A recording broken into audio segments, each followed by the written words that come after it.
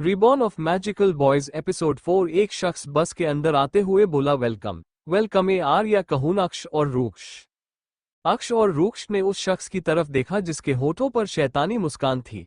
उसने सफेद रंग का सूट्स पहन रखा था। रूक्ष मुट्ठी बनाकर गुस्से में बोला, यहाँ क्यों लाए हो हमें? अक्ष भी घूरकर उस शख्स को देख रहा था। वो शख्स बोला, अरे तुम लोग ही तो मुझे ढूंढ रहे थे ना। अक्ष गुस्से में बोला, तुमने हमें किडनैप क्यों किया है? क्या भूल चुके हो हम कौन हैं? वो शख्स हंसते हुए बोला, बिल्कुल भी नहीं, सब याद है कि तुम दोनों अहो और ऐड के बच्चे हो।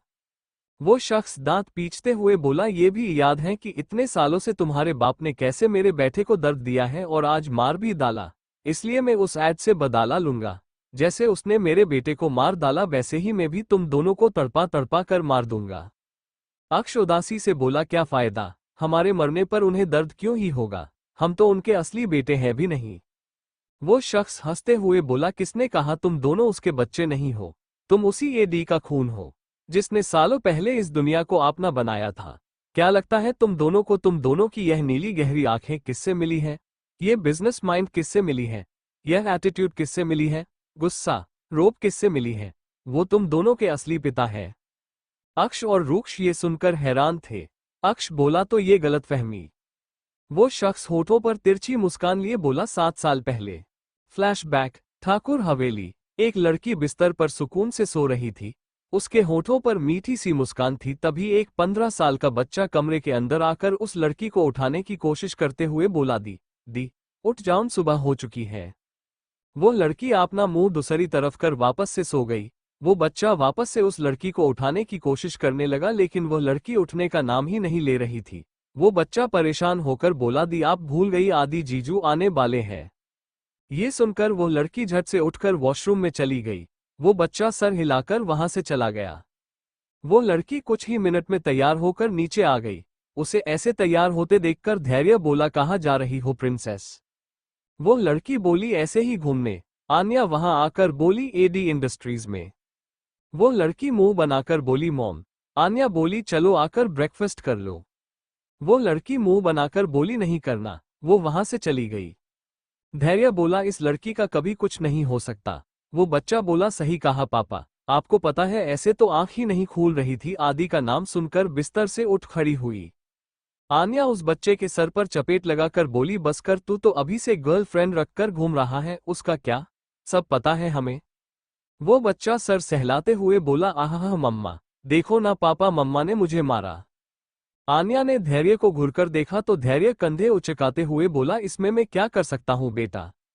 उस बच्चे का तो मुंह ही बन गया। AD industries. तश्वी को अंदर आते देखकर सभी लोग अपना सर चुका रहे थे। वो सीधे टॉप फ्लोर पर चली गई। एक शख्स हेड चेयर पर बैठकर अपने समाने बैठे लोगों को घूर रहा था। तभी मीटिंग रूम के ऐसे खतरनाक माहौल में दरवाजा खोलकर कोई अंदर आया। उस शख्स के अलावा सभी की नजर दरवाजे की तरफ थी। तभी दरवाजे से अंदर आई तश्वी उस शख्स के पास खड़ी होकर बोली, तुम वापस आ गए हो और मुझे मिलने नहीं आए। आखिर तुम मुझे प्यार करते भी हो या नहीं? काम, काम और काम। मुझे पता ही था कि एक दिन इस काम के चक्कर में तुम मुझे भूल ही जाओगे। तश्वी बिना रुके बोले जा रही थी। तभी उस शख्स ने तश्वी का हाथ पकड़ा और उसे अपनी तरफ खींचकर अपने गोंद में बैठाकर अपने होंठ तश्वी के होठों पर रख लिया, जिससे तश्वी एकदम शांत हो गई और बड़ी बड़ी आंखें कर उस शख्स के नीली आंखों में देखने लगी। वहां बैठे सभी लोग शौक होकर ये सब देख रहे थे। कुछ मिनट बाद वो शख्स आपने होंठ हटाकर बोला, मैं मिलने आने वाला था, लेकिन मुझे पता था कि अब तक तुम्हारी सुबह नहीं हुई होगी और मुझे तुम्हारी नींद खराब नहीं करनी थी। तश्वी तो अभी भी शौक थी। उसे जब याद आया कि यहाँ और भी बहुत से लोग हैं, उसके गाल लाल हो गए। वह आदिश से दूर होकर गुस्से में बोली, तुम बहुत गंदे हो। ये कहकर वहां से चली गई। आदिश के होठों पर हल्की मुस्कान आ गई। तश्वी के जाते ही उसका चेहरा वापस से एक्सप्रेशनलेस हो गया और वहां का तापमान वापस गर्म होने लगा। तश्वी आदिश को कोसते हुए कार ड्राइव कर रही थी। तभी उसके फोन पर कॉल आया। उसने फोन उठाया तो दूसरी तरफ से कहा गया, तशी जल्दी मेरे घर आजा, दोनों मिलकर क्लब जाएंगे, देव ने पार्टी रखी है। तश्वी कुछ सोचकर बोली, ओके आती हूँ। 6 बज रहे थे। तश्वी और उसकी एक दोस्त दोनों पार्टी ड्रेस पहनकर मॉल से निकली और कार में बैठकर क्लब में चली गई। तश्वी जब कार से नीचे उतरी तो सभी की नजर सिर्फ तश्वी पर थी। ब्लैक कलर की शॉर्ट ड्रेस में वह बहुत ज्यादा हॉट लग रही थी। तशवी और उसकी दोस्त दोनों अंदर चले गए। देव ने उन दोनों का वेलकम किया। तशवी और उसकी दोस्त बैठी ही थी कि तभी एक लड़का आकर बोला सुधा। सुधा ने जब उस लड़के को देखा वो खुशी से उसके गले लगकर बोली, आकाश, तुमने बताया नहीं था कि तुम भी आ रहे हो। आकाश उसे गले लगाकर बोला, देव मेरा कजन है, इसलिए can I dance with you. Sudha खुशी से बोली, ऑफ कोर्स। दोनों डांस करने के लिए चले गए। तशवी ने जूस ऑर्डर किया और जूस पीते हुए डांस कर रहे कोपल्स को देखने लगी। तभी देव वहां आकर बोला, हे तशवी, चलो डांस करते हैं। तशवी बोली, नो प्लीज, मैं यही ठीक हूं। देव को एक लड़की आकर खींचकर अपने साथ लेकर चली गई। कुछ दूर पर सोफे पर बैठा एक लड़का शराब पीते हुए तशवी को लालच भरी नजरों से देख रहा था। एक लड़का आकर बोला, राकेश, क्या देख रहा है, चल चलते हैं, तेरे डैड बुला रहे हैं। राकेश शैतानी मुस्कान के साथ बोला, यह अप्सरा मुझे पहले क्यों नहीं दिखी कभी। उस लड़के ने राकेश के आंखों का पीछा किया और जब उस लड़के ने देखा कि राकेश की नजर तशवी पर है वह परेशान होकर बोला, पागल हो गया है क्या, वो कौन है पता भी है, एड की गर्लफ्रेंड है वह। राकेश एक वेटियर को अपने पास बुलाकर बोला, तब तो मुझे इसका स्वाद लेना ही है। वो लड़का डरते हुए बोला, लेकिन मुझे इन सब में नहीं पड़ना। ये कहकर वो वहां से चला गया। वो वेटियर राकेश के पास आ गया तो राकेश बोला, ये ड्रिंक की जगह जूस किसने ऑर्डर किया है। ये कहकर राकेश ने जूस में पाउडर सा डाल दिया और ले जाने को कहा। वेटियर ने जाकर वो जूस तशवी को दे दिया। तशवी उसे पीने लगी। राकेश शैतानी मुस्कान लिए एक तक तशवी को देख रहा था। पूरा जूस खत्म करने के बाद तशवी का सर चक्कर आने लगा और वह लड़खड़ाते हुए वॉशरूम की तरफ चली गई। राकेश भी शैतानी मुस्कान लिए तशवी के पीछे जाने लगा। राकेश ने तशवी को एक कमरे में खींच लिया। तशवी होश में नहीं थी, उसका दिमाग घूम रहा था, उसे सब कुछ धुंधला नजर आ रहा था, उसे बहुत ज्यादा गर्मी लग रही थी। राकेश तशवी के करीब आने लगा। तशवी अपने कंट्रोल में नहीं थी, लेकिन जब उसने राकेश का हाथ खुद के कंधे पर महसूस किया वह लड़खड़ाती आवाज में बोली, तुम आदि नहीं हो, कौन हो तुम, छोड़ो। राकेश बोला, अरे जान, तुमने तो आदिश को कितनी बार खुद को छूने दिया था, बस एक बार मुझे भी। तशवी राकेश बचने की कोशिश करते हुए बोली, छोड़ो मुझे। तभी उसके हाथ में एक फ्लावर पॉट लगा तो उसने उसे उठाकर राकेश के सर पर मार दिया। राकेश ने अपना सर पकड़ लिया। तशवी ने और एक फ्लावर पॉट उठाकर राकेश के सर पर मारा तो राकेश बिस्तर पर गिर गया और बेहोश हो गया। तशवी को गर्मी लग रही थी, इसलिए वो खुद ही अपने कपड़ों को फाड़ने लगी और कुछ देर बाद वही बेहोश होकर बिस्तर पर गिर गई। सुबह जब सभी ने ये सब देखा तो सबको गलतफहमी हो गई। तब तक राकेश और तशवी दोनों को ही होश नहीं आया था। आदिश के गार्ड राकेश को वहां से लेकर चले गए तो वही आदिश तशवी को घर लेकर चला गया। Flashback and. वो शख्स बोला, फिर कुछ दिनों बाद पता चला कि तशवी प्री एजेंट है। अक्ष को कुछ बातें समझ नहीं आ रहे थे, लेकिन रूक्ष को सभी बातों की समझ अच्छे से थी। रूक्ष गुस्से में बोला, तो ये गलतफहमी दूर क्यों नहीं कि शायद तब तुम्हारा बेटा जिंदा रहता। वो शख्स बोला, उसने तशवी को लेकर गलत सोचा, इसलिए सच जानने के बाद भी आदिश उसे मार ही डालता। उससे अच्छा जैसे मेरे बेटा तड़प रहा था वैसे ही तुम दोनों अपने पापा के प्यार के लिए तड़पो और आदिश ये सोचकर तड़पता रहे कि उसकी जान, उसके प्यार को किसी और ने छुआ था। रूक्ष और अक्ष दोनों को ही बहुत ज्यादा गुस्सा आ रहा था। उनकी जिंदगी को जहन्नुम बनाकर रख दिया था इस इंसान ने। इसकी वजह से उन दोनों को प्यार ही नहीं मिला जो प्यार उन्हें मिलना चाहिए था। अक्ष और रूक्ष को 4 लोगों ने आकर पकड़ लिया। अक्ष बोला, अगर पापा को पता ही नहीं होगा कि हम उनके बच्चे हैं वो हमें बचाने क्यों आएंगे। अक्ष के दिमाग में एक ही बात चल रही थी, अब वो दोनों जाकर तो सीधे नहीं बता सकते कि वो दोनों उसी के बच्चे हैं, लेकिन अगर जोन्स ने पूरी सच्चाई बता दी तो अक्ष अपने पापा से नाराज होकर थोड़ा भाव खाएगा। जोन्स हंसते हुए बोला, अगर वो नहीं आया तो तुम दोनों के मरने के बाद वो जीवन भर पछताएगा। फिलहाल तो मुझे तुम दोनों पर रिसर्च करना है। तुम दोनों को पता ही है मैं कितना बड़ा साइंटिस्ट हूं। अक्ष बोला, रिसर्च? कैसा रिसर्च? जोन्स मुस्कान के साथ बोला, आखिर ऐसा क्या खास है तुम दोनों में कि 7 साल की उम्र में ही बिजनेस वर्ल्ड पर राज कर रहे हो। अक्ष गुस्से में बोला, छोड़ो हमें। वो लोग उन दोनों के एक कमरे में लेकर चले गए और एक चेयर पर बैठाकर उन दोनों के सर पर कुछ पिन लगा दिया और हाथों में भी। उन दोनों के हाथ पैर बंधे हुए थे, दोनों की आंखें लाल हो रखी थी। अक्ष बोला, लगता है वापस से मरने वाले हैं भाई। क्या आप फिर एक बार मैजिकल कर दोगे? मुझे पास्ट में जाकर सब गलतफहमी दूर कर खुशी से रहना है, मम्मी पापा के साथ। रूक्ष बोला मैंने कभी कोई मैजिक नहीं किया था, शायद उस वक्त किस्मत की वजह से ये सब कुछ। अक्ष बोला पर भाई किस्मत बार बार साथ नहीं देती, मुझे नहीं लगता कि पापा हमें ढूंढने आएंगे, और पता नहीं हमारे लोग कब तक हमें ढूंढ पाएंगे। आदिश और तशवी घर आ गए थे। तशवी परेशान होकर बोली आदि अक्ष और रूक्ष अब तक घर क्यों नहीं आए। आदिश तशवी समझाते हुए बोला डोंट वरी वो दोनों आ जाएंगे, फिक्र मत करो, तुम बस अपना ख्याल रखो, ओके। ये कहकर उस बिस्तर पर लेटा कर उसके फोरहेड पर किस कर वो वहां से चला गया। तशवी परेशान होकर बोली पता नहीं कैसे होंगे दोनों, कहाँ होंगे। आदिश बाहर आकर किसी को फोन कर बोला चल क्या रहा है। दूसरी तरफ से कुछ कहा गया तो आदिश गुस्से में बोला क्या बकवास कर रहे हो, कर क्या रहे हो तुम लोग, अब तक पता नहीं लगा पाए वो दोनों कहाँ है। आखिर तुम लोगों को सैलरी किस लिए देता हूं, पता लगाऊं जल्दी। ये कहकर फोन काट दिया और आपने दोनों उंगली से फोरहेड को दबाकर बोला समझ नहीं आ रहा कैसे सब कुछ हैंडल करूं, तशवी को इस हालत में छोड़कर भी नहीं जा सकता। अधिराज मित्तल परेशान होकर बोले एकांत जल्द से जल्द को ढूंढना होगा। जोन्स एक पागल साइंटिस्ट है, लोगों के ऊपर ह्यूमन रिसर्च करता है वह। एकांत और ऋषि दोनों ही यह सुनकर घबरा गए। जोन्स ने एक स्विच दबाया जिससे अक्ष और रूक्ष के सर में एक अजीब सा दर्द हुआ। अक्ष चीख उठा, आह। जोन्स ये देखकर मुस्कुरा रहा था। नेक्स्ट डे तशवी ने मंदिर में दिया लगाकर हाथ जोड़कर कहा क्यों मेरे बच्चों को इतना दर्द दे रहे हो भगवान जी, क्या गलती है उन दोनों की जो बार बार उन्हें दर्द देते हैं आप। बचपन से पता नहीं आदि को उन दोनों से क्या प्रॉब्लम है। वह अपने पेट में हाथ रखकर बोली मुझे तो वो सब सोचकर इसके लिए भी डर लग रहा है, अगर इसके साथ भी। तभी उसके कानों में बुआ जी की आवाज पड़ी, वो उस तरफ जाने लगी। आदिश अक्ष और रूक्ष को ढूंढने की पूरी कोशिश कर रहा था, वो बहुत ज्यादा परेशान लग रहा था। वो फोन पर उसी बारे में बात कर रहा था। तभी बुआ जी वहां आकर बोली आदि चलना सनाया और मुझे शॉपिंग लेकर चल। आदिश बोला अकेले चले जाओ ना। बुआ जी बोली आदि अरे चल तो सही ना। आदिश गुस्से में बोला आपको समझ नहीं आता क्या, मैं इतना परेशान हूं उन दोनों का कुछ पता नहीं चल रहा और आप। बुआ जी बोली इसलिए तो तुझे आपने साथ ले जाना चाहती हूँ, आखिर क्यों दूसरे के बच्चे के लिए इतना कर रहा है तू, तेरे बच्चे नहीं है वो जो तू इतना परेशान हो रहा है।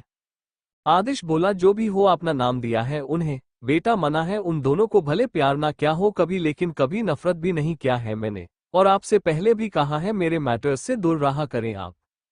बुआ जी बोले मुझे समझ नहीं आता उस लड़की के लिए उन बच्चों के लिए जो तेरे हैं भी नहीं तू मुझे लड़ाई करता है। तभी दूसरी तरफ से आवाज आई तो किसके बच्चे हैं वो दोनों। बुआ जी और आदिश ने उस तरफ देखा जहां तशवी खड़ी थी। तशवी बोली बताइए तो किसके बच्चे हैं वो दोनों। बुआ जी कुछ कहती तभी सनाया वहां आकर बोली उस लफंगे राकेश की, जो एक क्रिमिनल है, वो दोनों उसी के तो बच्चे हैं।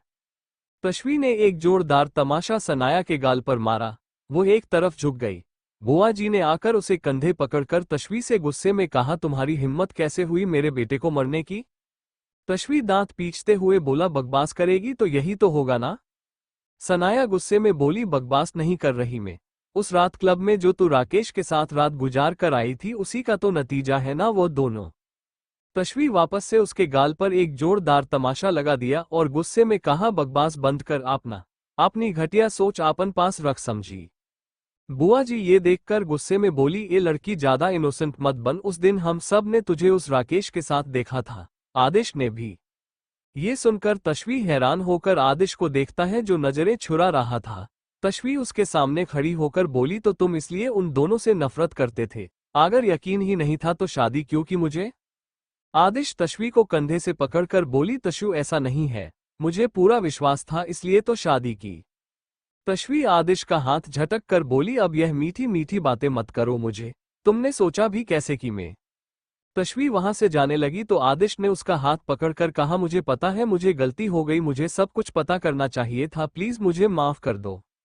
तशवी की आंखों में आंसू थे, वह बोली मैंने उस दिन उसे खुद को छूने तक नहीं दिया था और तुम वो सब सोच रहे थे। दूसरे की बात अलग है, तुम भी यह सब सोच रहे थे और इस गलतफहमी के चक्कर में आपने बच्चों को पापा के प्यार से दूर रखा और मुझे भी उन दोनों से दूर करना चाह रहे थे आप, और अभी माफी चाहिए आपको कभी नहीं मिलेगी। ये कहकर तशवी ने अपना हाथ चुराया और वहां से रोते हुए चली गई। आदिश को कुछ समझ नहीं आ रहा था वह क्या करे, उसका सर दर्द कर रहा था। अक्ष और रूक्ष को 4 लोगों ने आकर पकड़ लिया। अक्ष बोला, अगर पापा को पता ही नहीं होगा कि हम उनके बच्चे हैं, वो हमें बचाने क्यों आएंगे? अक्ष के दिमाग में एक ही बात चल रही थी, अब वो दोनों जाकर तो सीधे नहीं बता सकते कि वो दोनों उसी के बच्चे हैं, लेकिन अगर जोन्स ने पूरी सच्चाई बता दी तो अक्ष अपने पापा से नाराज होकर थोड़ा भाव खाएगा। जोन्स हंसते हुए बोला, अगर वो नहीं आया तो तुम दोनों के मरने के बाद वो जीवन भर पछताएगा। फिलहाल तो मुझे तुम दोनों पर रिसर्च करना है। तुम दोनों को पता ही है मैं कितना बड़ा साइंटिस्ट हूँ। अक्ष बोला, रिसर्च? कैसा रिसर्च? जोन्स मुस्कान के साथ बोला, आखिर ऐसा क्या खास है तुम दोनों में कि 7 साल की उम्र में ही बिजनेस वर्ल्ड पर राज कर रहे हो? अक्ष गुस्से में बोला, छोड़ो हमें। वो लोग उन दोनों के एक कमरे में लेकर चले गए और एक चेयर पर बैठाकर उन दोनों के सर पर कुछ पिन लगा दिया और हाथों में भी। उन दोनों के हाथ पैर बंधे हुए थे, दोनों की आंखें लाल हो रखी थी। अक्ष बोला, लगता है वापस से मरने वाले हैं भाई। क्या आप फिर एक बार मैजिकल कर दोगे? मुझे पास्ट में जाकर सब गलतफहमी दूर कर खुशी से रहना है, मम्मी पापा के साथ। रूक्ष बोला, मैंने कभी कोई मैजिक नहीं किया था, शायद उस वक्त किस्मत की वजह से ये सब कुछ। अक्ष बोला, पर भाई किस्मत बार बार साथ नहीं देती। मुझे नहीं लगता कि पापा हमें ढूंढने आएंगे, और पता नहीं हमारे लोग कब तक हमें ढूंढ पाएंगे। आदिश और तश्वी घर आ गए थे। तश्वी परेशान होकर बोली, आदि, अक्ष और रूक्ष अब तक घर क्यों नहीं आए? आदिश तश्वी समझाते हुए बोला, डोंट वरी, वो दोनों आ जाएंगे, फिक्र मत करो, तुम बस अपना ख्याल रखो, ओके। ये कहकर उस बिस्तर पर लेटा कर उसके फोरहेड पर किस कर वो वहां से चला गया। तश्वी परेशान होकर बोली, पता नहीं कैसे होंगे दोनों, कहाँ होंगे? आदिश बाहर आकर किसी को फोन कर बोला, चल क्या रहा है? दूसरी तरफ से कुछ कहा गया तो आदिश गुस्से में बोला, क्या बकवास कर रहे हो? कर क्या रहे हो तुम लोग? अब तक पता नहीं लगा पाए वो दोनों कहाँ है? आखिर तुम लोगों को सैलरी किस लिए देता हूँ, पता लगाओ जल्दी। ये कहकर फोन काट दिया और आपने दोनों उंगली से फोरहेड को दबाकर बोला, समझ नहीं आ रहा कैसे सब कुछ हैंडल करूं, तश्वी को इस हालत में छोड़कर भी नहीं जा सकता। अधिराज मित्तल परेशान होकर बोले, एकांत, जल्द से जल्द को ढूंढना होगा। जोन्स एक पागल साइंटिस्ट है, लोगों के ऊपर ह्यूमन रिसर्च करता है वह। एकांत और ऋषि दोनों ही यह सुनकर घबरा गए। जोन्स ने एक स्विच दबाया जिससे अक्ष और रूक्ष के सर में एक अजीब सा दर्द हुआ। अक्ष चीख उठा, आह। जोन्स ये देखकर मुस्कुरा रहा था। नेक्स्ट डे तश्वी ने मंदिर में दिया लगाकर हाथ जोड़कर कहा, क्यों मेरे बच्चों को इतना दर्द दे रहे हो भगवान जी? क्या गलती है उन दोनों की जो बार बार उन्हें दर्द देते हैं आप? बचपन से पता नहीं आदि को उन दोनों से क्या प्रॉब्लम है। वह अपने पेट में हाथ रखकर बोली, मुझे तो वो सब सोचकर इसके लिए भी डर लग रहा है, अगर इसके साथ भी। तभी उसके कानों में बुआ जी की आवाज पड़ी, वो उस तरफ जाने लगी। आदिश अक्ष और रूक्ष को ढूंढने की पूरी कोशिश कर रहा था, वो बहुत ज्यादा परेशान लग रहा था। वो फोन पर उसी बारे में बात कर रहा था। तभी बुआ जी वहां आकर बोली, आदि चलना सनाया और मुझे शॉपिंग लेकर चल। आदिश बोला, अकेले चले जाओ ना। बुआ जी बोली, आदि अरे चल तो सही ना। आदिश गुस्से में बोला, आपको समझ नहीं आता क्या? मैं इतना परेशान हूं, उन दोनों का कुछ पता नहीं चल रहा और आप? बुआ जी बोली, इसलिए तो तुझे आपने साथ ले जाना चाहती हूँ। आखिर क्यों दूसरे के बच्चे के लिए इतना कर रहा है तू? तेरे बच्चे नहीं है वो जो तू इतना परेशान हो रहा है। आदिश बोला, जो भी हो अपना नाम दिया है उन्हें, बेटा मना है उन दोनों को, भले प्यार ना क्या हो कभी, लेकिन कभी नफरत भी नहीं किया है मैंने, और आपसे पहले भी कहा है मेरे मैटर्स से दूर रहा करें आप। बुआ जी बोले, मुझे समझ नहीं आता उस लड़की के लिए, उन बच्चों के लिए जो तेरे हैं भी नहीं, तू मुझे लड़ाई करता है। तभी दूसरी तरफ से आवाज आई, तो किसके बच्चे हैं वो दोनों? बुआ जी और आदिश ने उस तरफ देखा जहां तश्वी खड़ी थी। तश्वी बोली, बताइए तो किसके बच्चे हैं वो दोनों? बुआ जी कुछ कहती तभी सनाया वहां आकर बोली, उस लफंगे राकेश की, जो एक क्रिमिनल है, वो दोनों उसी के तो बच्चे हैं। तश्वी ने एक जोरदार तमाशा सनाया के गाल पर मारा, वो एक तरफ झुक गई। बुआ जी ने आकर उसे कंधे पकड़कर तश्वी से गुस्से में कहा, तुम्हारी हिम्मत कैसे हुई मेरे बेटे को मरने की? तश्वी दांत पींचते हुए बोला, बकवास करेगी तो यही तो होगा ना। सनाया गुस्से में बोली, बकवास नहीं कर रही मैं, उस रात क्लब में जो तू राकेश के साथ रात गुजार कर आई थी उसी का तो नतीजा है ना वो दोनों। तश्वी वापस से उसके गाल पर एक जोरदार तमाशा लगा दिया और गुस्से में कहा, बकवास बंद कर, अपनी घटिया सोच आपन पास रख समझी। बुआ जी ये देखकर गुस्से में बोली, ये लड़की ज्यादा इनोसेंट मत बन, उस दिन हम सब ने तुझे उस राकेश के साथ देखा था, आदिश ने भी। ये सुनकर तशवी हैरान होकर आदिश को देखता है जो नजरें छुरा रहा था। तशवी उसके सामने खड़ी होकर बोली, तो तुम इसलिए उन दोनों से नफरत करते थे? अगर यकीन ही नहीं था तो शादी क्यों की मुझे? आदिश तशवी को कंधे से पकड़कर बोली, तशु ऐसा नहीं है, मुझे पूरा विश्वास था इसलिए तो शादी की। तशवी आदिश का हाथ झटक कर बोली, अब यह मीठी मीठी बातें मत करो मुझे, तुमने सोचा भी कैसे कि मैं। तशवी वहां से जाने लगी तो आदिश ने उसका हाथ पकड़कर कहा, मुझे पता है मुझे गलती हो गई, मुझे सब कुछ पता करना चाहिए था, प्लीज मुझे माफ कर दो। तशवी की आंखों में आंसू थे, वह बोली, मैंने उस दिन उसे खुद को छूने तक नहीं दिया था और तुम वो सब सोच रहे थे। दूसरे की बात अलग है, तुम भी यह सब सोच रहे थे और इस गलतफहमी के चक्कर में आपने बच्चों को पापा के प्यार से दूर रखा और तो और मुझे भी उन दोनों से दूर करना चाह रहे थे आप, और अभी माफी चाहिए, आपको कभी नहीं मिलेगी। ये कहकर तशवी ने अपना हाथ चुराया और वहां से रोते हुए चली गई। आदिश को कुछ समझ नहीं आ रहा था वह क्या करे, उसका सर दर्द कर रहा था। ठाकुर हवेली। आन्या तशवी को आते देखकर बोली, तशी क्या हुआ बच्चा, सब ठीक है ना? तशवी आन्या के गले लगकर बोली, माँ वह अक्ष और रूक्ष नहीं मिल रहे, मुझे कुछ समझ नहीं आ रहा माँ। आन्या तशवी का पीठ सहलाते हुए बोली, अच्छा शांत हो जा, आदि ढूंढ रहा है ना उन दोनों को? तशवी बोली, मुझे उस पर बिल्कुल भी भरोसा नहीं है माँ। धैर्य वहां आकर बोला, डोंट वरी, मैं भी अपनी तरफ से पूरा कोशिश कर रहा हूँ। जोन्स परेशान होकर बोला, क्या? आदिश खुद इन दोनों को ढूंढ रहा है, हमें जल्दी यहां से कहीं और जाना होगा वरना पकड़े जा सकते हैं, जल्दी तैयारी करो। तशवी किसी को फोन कर बोली, जल्द से जल्द ढूंढो उन दोनों को, और मैं भी आ रही हूं। दूसरी तरफ से कहा गया, एप का हर मेंबर इसी काम में लगा हुआ है, डोंट वरी हम ढूंढ लेंगे, तुम अपना ख्याल रखो प्लीज। इस वक्त तुम्हें अपने कोख में पल रहे बच्चे के बारे में सोचना चाहिए। तशवी बोली, जो खतरे में है वह भी मेरे ही बच्चे हैं, इस बच्चे के लिए उन दोनों को छोड़ कैसे दूं, मैं आ रही हूं। अनन्या परेशान होकर एकांत को फोन कर रही थी, लेकिन एकांत फोन नहीं उठा रहा था। अनन्या परेशान होकर इधर उधर घूम रही थी। एकांत के फोन उठाते ही वो परेशान होकर बोली, हेलो हेलो एका, माँ की तबीयत बहुत खराब हो गई है, क्या करूं समझ नहीं आ रहा, प्लीज जल्दी आ जाओ ना प्लीज। एकांत परेशानी में बोली, अनन्या प्लीज हैंडल कर लो सब कुछ, यहाँ बहुत बड़ी प्रॉब्लम हो गई है, प्लीज। अनन्या गुस्से में बोली, हर बार जब भी मुझे ऐसा लगता है कि एक बार तुम पर विश्वास कर लूं तभी तुम मुझे छोड़ देते हो। पार्टनर सुख दुख का साथी होता है, तुम बताओ मेरे कौन से दुख में तुम मेरे साथ मुझे संभालने के लिए थे, बताओ। ये कहकर फोन काट दिया। एकांत ये सब सुनकर असमंजस में पड़ गया था। ऋषि ने उसके कंधे पर हाथ रखा और कहा, के साथ हम सब हैं, तो अनन्या के पास जा, उसने तुझ पर और एक बार भरोसा क्या है, उसका भरोसा मत तोड़, वो अकेली पड़ चुकी है, मैं संभाल लूंगा यहाँ। एकांत वहां से अनन्या के पास चला गया। ऋषि पीछे मुड़ा तभी कोई आकर उससे टकरा गई और जमीन पर गिर गई। ऋषि ने घूरकर उस लड़की को देखा और कहा, तुम फिर मेरा पीछा कर रहे थे? ईशाना खड़ी होकर गुस्से में बोली, मैं तुम्हारे पीछे नहीं समाने से आ रही थी, मुझे आज बहुत काम है, बाय। ऋषि ने ईशाना का हाथ पकड़कर उसे अपनी तरफ खींच लिया, जिससे ईशाना का सर आकर ऋषि के सीने से टकरा गया। ईशाना मुंह बनाकर ऋषि को देखने लगी। ऋषि बोला, एक हेल्प चाहिए। ईशाना हैरानी से बोली, हेल्प? ऋषि ने एक फोटो ईशाना को दिखाया तो वह थोड़ा डर गई। ऋषि बोला, ये तुम्हारे पापा है ना? ईशाना की आंखों में आंसू और गुस्सा दोनों थे।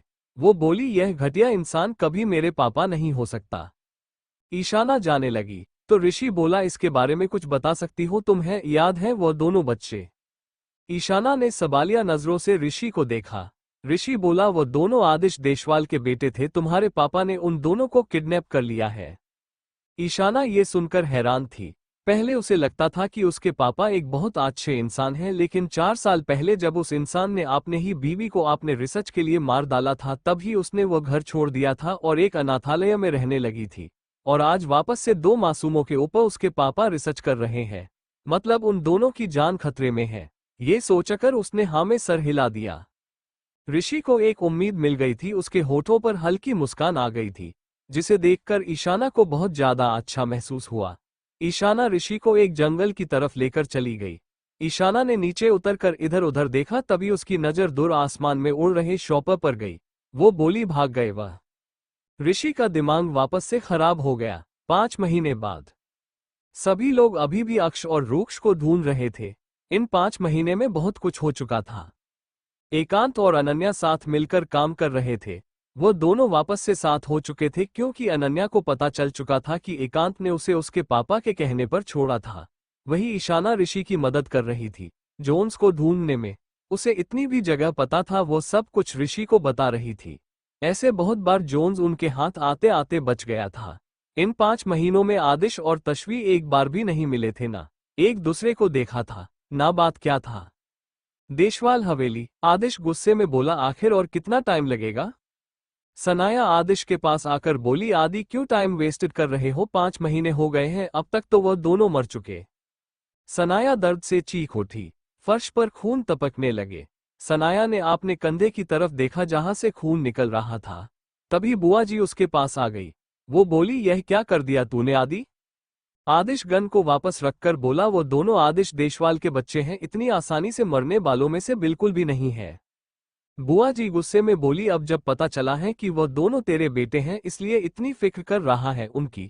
जब रात रात भर वो दोनों रोते रहते थे तब तो तुझे कोई फर्क नहीं पड़ता था ना। अच्छा है तश्वी तुझे छोड़कर चली गई। तेरे जैसे इंसान के साथ ऐसा ही होना चाहिए। भगवान करे तश्वी और तेरे बच्चे कभी तेरे पास वापस ना आए। ये कहकर वो सनाया को वहां से लेकर चली गई। आदिश ने जब ये सब सुना उसे ऐसा लगा जैसे उसकी जिंदगी उससे दूर जा रही है। उसे अपने बचपन का फ्लैशबैक आने लगा। एक 3 साल का बच्चा जोर जोर से रो रहा था और बोल रहा था, मम्मा, माँ, माँ, मामा। सामने एक लड़की ने अपने गले पर फंदा लगा लिया था। वो बच्चा खुद को सीमत कर कोने में बैठकर मम्मा, मम्मा कर रहा था। उसके सामने ही उसकी माँ गले में फंदा डालकर लटक रही थी। झटपटाते हुए उस बच्चे के सामने ही उसकी माँ ने इस दुनिया को अलविदा कह दिया था। Flashback and. आदिश की आंखें बंद थी। उसके कानों में उसके माँ की कुछ बातें गूंज रही थी। तुम्हारा बाप के पुलिस ऑफिस था लेकिन असल में वो एक क्रिमिनल था। सोचा साथ मिलकर इस दुनिया में राज करेंगे इसलिए उसके साथ रिलेशनशिप में आ गई। लेकिन उस धैर्य और आन्या ने तुम्हारे पापा को पकड़वा दिया, जिससे तुम्हारे पापा को फांसी हो गई। तब मुझे पता चला कि तुम आने वाले हो। तुम्हें मरना चाहती थी लेकिन क्या करती, डॉक्टर ने कहा तुम्हें मार दिया तो मैं भी मर सकती हूँ, इसलिए तुम्हें जन्म दिया। लेकिन दुनिया बड़ा जालिम है, ये सिंगल मॉम को कभी जीने नहीं देती, इसलिए मैं मर रही हूँ तुम्हारे सामने। याद रखना तुम्हें बड़ा होकर उस धैर्य और आन्या को दर्द देना है और आपने माता पिता का बदला लेना है। तुम्हारी माँ मही। आदिश ने अपनी आंखें खोली। उसकी आंखें लाल थी। वो मुट्ठी बनाकर खुद से बोला, इस जालिम दुनिया में मरने के लिए अकेला छोड़ गए थे मेरे माँ बाप मुझे, और चाहते थे कि उनका बदला लूं मैं। लेकिन मैंने तो सबसे ज्यादा, खुद से ज्यादा प्यार तश्वी से किया, जिससे मुझे नफरत करना चाहिए था। आखिर उसके माता पिता की वजह से मेरे माँ बाप मर गए थे। आखिर क्या गलती कर दी मैंने? क्रिमिनल का बेटा होकर क्रिमिनल को पकड़वाना मेरी गलती थी तो मंजूर है मुझे ये जीवन भर का दर्द। वैसे भी आज तक मिला ही क्या है दर्द के अलावा। जिसने मुझे गोंद लिया वह भी गोंद लेने के 5 साल बाद नहीं रहे।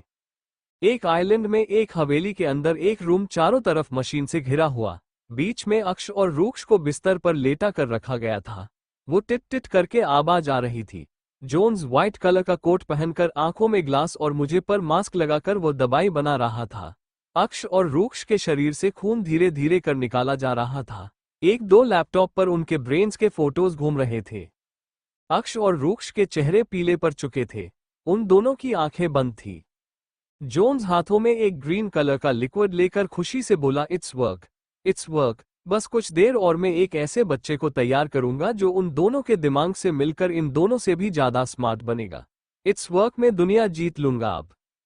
तभी बाहर से गोली चलने की आवाज आने लगी तो जोन्स जल्दी से बाहर चला गया। उसने देखा चारों तरफ से चॉपर्स ने उसके आइलैंड को घेर लिया है। वो गुस्से में बोला, इस बार आदिश ने पता लगा लिया, अब क्या करूं? वो वापस से उस रूम में जाकर आगे का काम करने लगा। उसने जाकर कुछ दबा दिया तो अक्ष और रूक्ष चीख उठे। आह! उन दोनों को होश आ गया था। दोनों कमजोर हो चुके थे लेकिन आंखों में वही तेज था। उन दोनों के सर में दर्द उठ रहा था।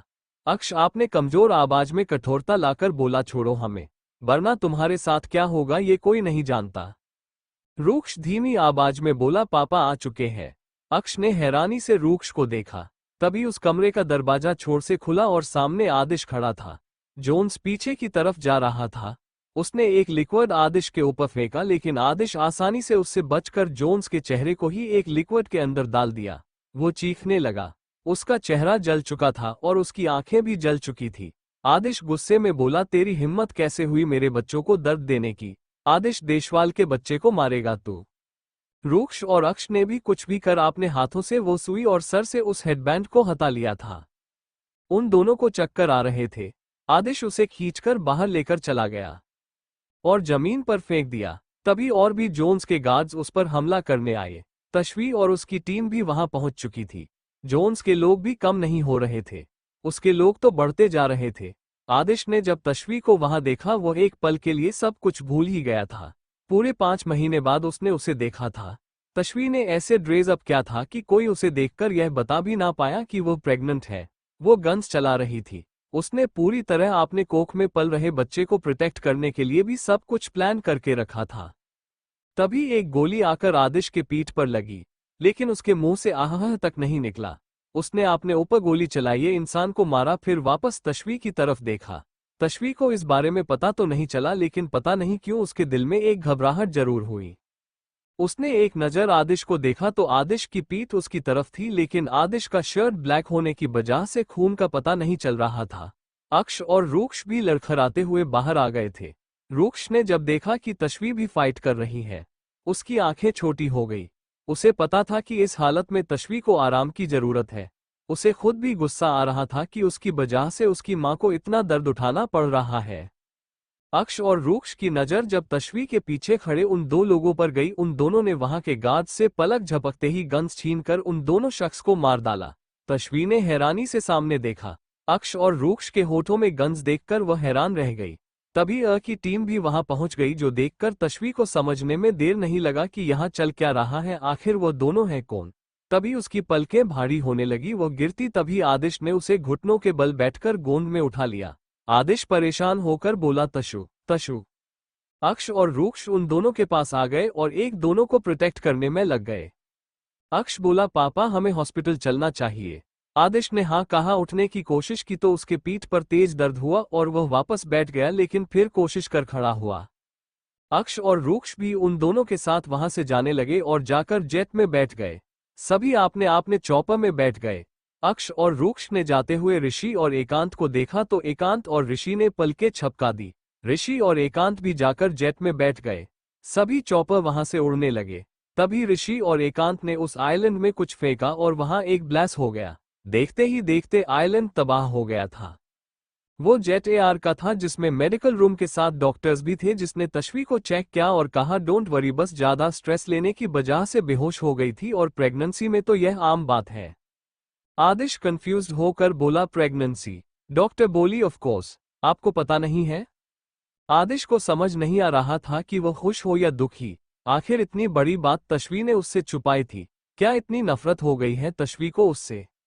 आदिश ने अपने पीठ को छू कर देखा। उसकी पलकें भारी हो रही थी।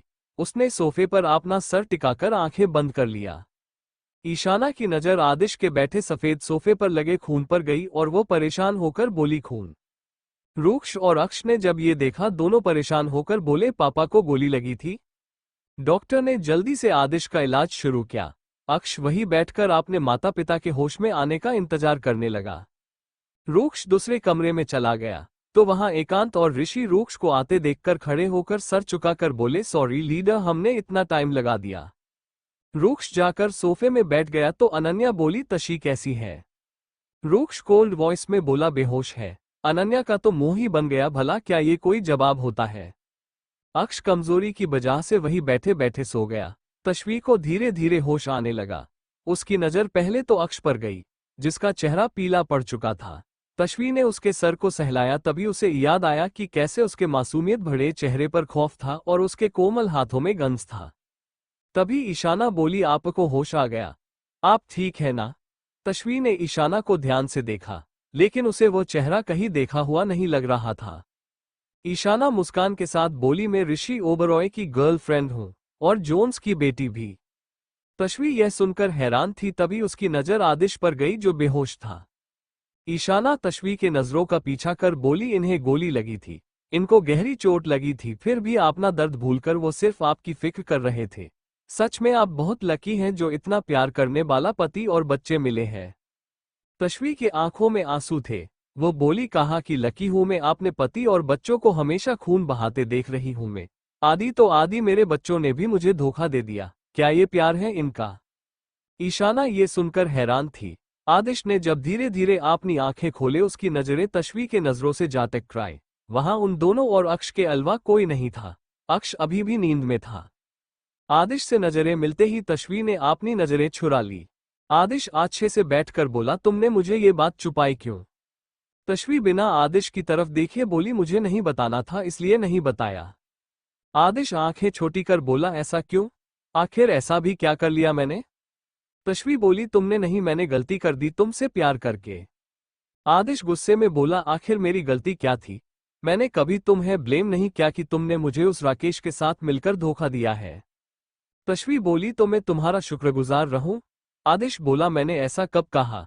मुझे तुम पर पूरा विश्वास था और है, मैं बस ये कहना चाहता था।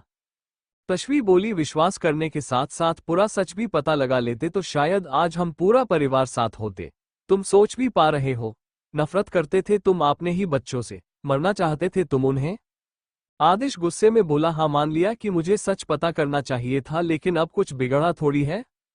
तश्वी बोली, तुम्हें अभी भी नहीं लग रहा कि तुमने कुछ खो दिया है? आदि, अक्ष और रूक्ष भले तुम्हें पापा बुलाते हैं, लेकिन वो कभी तुम्हें साथ बैठकर अपने प्रॉब्लम नहीं बताने वाले। सिर्फ तुम्हारी गलतफहमी की वजह से वो बन चुके हैं। अभी से बिजनेस और पावर के पीछे भाग रहे हैं दोनों। आदिश ने कुछ नहीं कहा, लेकिन उसके दिमाग में यही चल रहा था, आखिर इसमें बुराई क्या है? कौन सा वह दोनों क्राइम कर रहे हैं? बिजनेस ही तो कर रहे हैं। तश्वी और आदिश के बात करने से अक्ष की नींद खुल गई और वह नींद भरी आंखों से अपने माता पिता को देखने लगा। तभी रूक्ष वहां आकर बोला, प्लीज आप दोनों हमारे लिए लड़ाई ना करें। आखिर क्यों एक गलतफहमी की वजह से आप दोनों अपना रिश्ता खराब कर रहे हैं? जिस गलतफहमी की वजह से हमें पापा का प्यार नहीं मिला, वैसे ही इस गलतफहमी की वजह से हम नहीं चाहते हमारे आने वाले भाई या बहन के साथ ऐसा हो। अक्ष नींद भरी आवाज में बोला, भाई हम कब पहुंचेंगे? रूक्ष अक्ष का हाथ पकड़कर उसे खींचते हुए ले जाते हुए बोला, जाकर शावर ले लो, तब से यही परे हुए हो। आदिश और तश्वी ने एक नजर एक दूसरे को देखा, फिर मुंह फेर लिया। कुछ पल ऐसे ही रहने के बाद आदिश बोला, सॉरी। तश्वी ने अपने पास रखे पिल्लों को आदिश के मुंह पर मारकर कहा, बेवकूफ। अक्ष शावर लेकर बाहर आया, तभी उसकी नजर लैपटॉप स्क्रीन पर गई। अक्ष बोला, हाय अधि अंकल, पूरे 5 महीने बाद देख रहा हूं, आप तो ओल्ड लग रहे हो। अधिराज मित्तल ये सुनकर मुंह बनाकर बोली, लगता है आपको आपका बर्थडे गिफ्ट नहीं चाहिए। अक्ष ये सुनकर बोला, ऐसा कुछ नहीं है, मेरा बर्थडे गिफ्ट कहाँ है?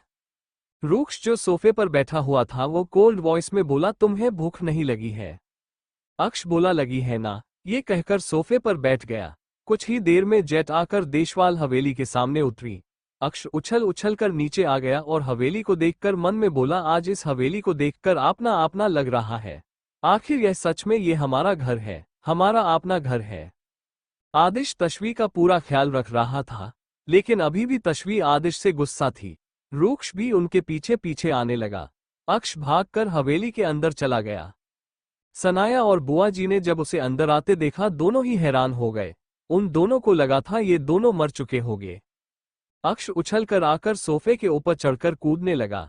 वो खुशी से बोला, अब कहो ना, तेरे बाप का घर है क्या? अब मैं भी कहूंगा, मेरे पापा का ही घर है ये। आप दोनों क्यों हो यहाँ? आदिश, तश्वी और रूक्ष ने भी अंदर आते हुए अक्ष की सारी बातें सुन ली थी। रूक्ष गुस्से में बोला, अक्ष। रूक्ष की आवाज सुनकर अक्ष सोफे से नीचे उतर गया। सनाया और बुआ जी अक्ष को घूर रही थी। अक्ष खुद को ऐसे घूरते आकर उन दोनों से बोला, घूर क्या रहे हो? यहाँ ऐसे ही परे हुए हो ना? चलो सोफे को ठीक करो और मेरे लिए जूस लेकर आऊं। रूक्ष सर हिलाकर वहां से चला गया। सनाया और बुआ जी ने आदिश को देखा, पर आदिश ने कुछ नहीं कहा तो उन दोनों को अक्ष की बात माननी पड़ी। अक्ष ये सब देखकर बहुत ज्यादा खुश था। वो तश्वी की तरफ देखकर खुशी से बोला, मम्मा हमारी बहन कब तक आएगी? तश्वी ने कुछ नहीं कहा तो वो धीमी आवाज में बोला, आप नाराज हो? तश्वी गुस्से में बोली, क्या फर्क पड़ता है ना, तुम सभी को मैं गुस्सा रहूं या नाराज, तुम बाप बेटे तीनों एक जैसे हो। तुम बताओ, इनकी हरकतों से भी तुम्हें कभी शक नहीं हुआ कि ये दोनों तुम्हारे ही बच्चे होंगे? एक वह है बिल्कुल तुम्हारी तरह ही अकड़ू। रूक्ष भी चीड़ी से नीचे आ रहा था। उसने जब ये सुना वो अपनी गर्दन सहलाते हुए नीचे आने लगा। रूक्ष भी वहां आ गया तो तश्वी गुस्से में बोली, तुम दोनों बताओ, क्या कमी थी तुम दोनों को? किस चीज की कमी थी तुम दोनों को जो खुद ही काम करने चले गए? अक्ष और रूक्ष नजरें नीचे कर बैठे हुए थे। तश्वी गुस्से में बोली, मना कि यह इंसान तुम दोनों से प्यार नहीं करता था क्योंकि इसे प्यार करना आता भी नहीं है, लेकिन कभी किसी और चीज की तो कमी नहीं दी ना। आदिश का ये सुनकर मुंह ही बन गया था। तश्वी बोली, तुम दोनों चाहते हो ना कि तुम्हारे मम्मी पापा हमेशा साथ रहे? आदिश अक्ष और रूक्ष को देखने लगा। अक्ष और रूक्ष ने हाँ में सर हिला दिया तो तश्वी बोली, ठीक है, तो तुम दोनों को आज ही का नाम काम सब छोड़ना होगा, मंजूर है? अक्ष और रूक्ष के साथ आदिश भी यह सुनकर हैरान था। तभी दरवाजे की तरफ से किसी की आवाज आई, अरे क्यों उन दोनों को दांत रहे हो? तुम्हें तो खुश होना चाहिए कि अक्ष और रूक्ष के जैसे इंटेलिजेंट बच्चे तुम्हारे हैं। आदिश और तश्वी ने हैरानी से उस तरफ देखा। वो शख्स अंदर आने लगा। अक्ष भी उस शख्स को वहां देखकर हैरान था। वो शख्स आदिश की तरफ देखकर बोला, आदि, अब तक हम दोनों के बीच जितनी भी लड़ाई हुई है, जितने भी सीज को लेकर, चाहे वो पढ़ाई हो, खेल हो। तश्वी की तरफ देखकर बोला, प्यार हो, फिर आदिश की तरफ देखकर बोला, या बिजनेस। मैंने कभी तुझे यह नहीं कहा कि तू जीत गया, लेकिन आज कहूंगा अपने बच्चों के मामले में तू जीत गया, इसलिए मैं चाहता हूं कि तू अपने किसी भी बेटे को मुझे दे दे। तश्वी यह सब सुनकर हैरान थी। आदिश गुस्से में दांत पीछते हुए बोला, क्या बकवास कर रहा है तू? वो शख्स आदिश की तरफ देखकर बोला, आदि, अब तक हम दोनों के बीच जितनी भी लड़ाई हुई है, जितने भी सीज को लेकर, चाहे वो पढ़ाई हो, खेल हो। तश्वी की तरफ देखकर बोला, प्यार हो, फिर आदिश की तरफ देखकर बोला, या बिजनेस। मैंने कभी तुझे यह नहीं कहा कि तू जीत गया, लेकिन आज कहूंगा अपने बच्चों के मामले में तू जीत गया, इसलिए मैं चाहता हूं कि तू अपने किसी भी बेटे को मुझे दे दे। तश्वी यह सब सुनकर हैरान थी। आदिश गुस्से में दांत पीछते हुए बोला, क्या बकवास कर रहा है तू? वो शख्स मुस्कान के साथ बोला, आदि, हम दुश्मन होने से पहले बेस्ट फ्रेंड थे, तो मुझे जानता नहीं है क्या? मैं बस ये कह रहा हूं कि मेरी बेटी का हाथ में तेरे किसी भी बेटे के हाथ में देना चाहता हूं। आदिश और तश्वी यह सुनकर हैरान थे, ना इस बात से राजी थे। अक्ष बोला, आदि अंकल, यह आप क्या कह रहे हैं? अभी तो वो कितनी छोटी है, और हम भी बड़े होने का बाद अगर उसे किसी और से प्यार हो गया तो, या हमें किसी और से प्यार हो गया तो, अभी से शादी फिक्स करना यह अच्छा नहीं है। तश्वी भी बोली, राज भाई, आप क्या बोल रहे हैं? अभी शादी बात, हमारे तीनों बच्चे अभी बहुत छोटे हैं, शादी का मतलब तक नहीं पता इन लोगों को।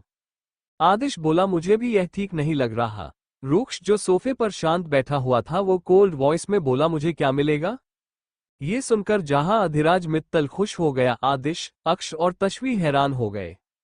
अधिराज मित्तल मुस्कान के साथ बोले, वो मेरी लोटी बेटी है, मेरी सारी प्रॉपर्टी मेरे दामाद की ही तो होगी ना? रूक्ष बिना अधिराज मित्तल की तरफ देखे बोला, मंजूर है। अधिराज मित्तल सभी को नमस्ते कर खुशी खुशी वहां से चले गए।